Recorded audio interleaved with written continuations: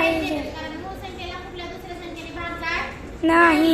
मग आता आपण मूळ संख्येचा पाढा तयार करायला घेतलेला आहे. मग आता तुम्हाला 10 पर्यंतचे पाढे तर येतात हे की नाही. मग आता ह्या 23 ची काय करायची अशी फोड करायची लांब लांब.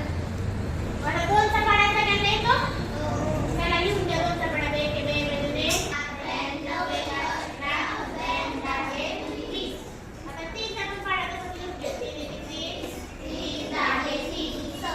आता हे 2 पाढे आपण सेपरेट लिहून घेतले. चा पाढा तयार करायचा.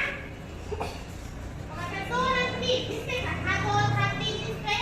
मग आहे असं लिहून घ्या. आता हा 3 काय घेतलं? 23 लिहून घेतला. 4 आणि 6 लिहून घ्या. 4 अधिक 6. 6 आणि 9 लिहून घ्या. 6 9. आता काय करायचं? एकच खालचा 2 लिहून घ्यायचा. इकडचे. आता एक आहे ना, हा एक कुठे मिक्स करायचा? 8 मध्ये मिक्स करायचा. 8 आणि 1 9. किती झाले? 9.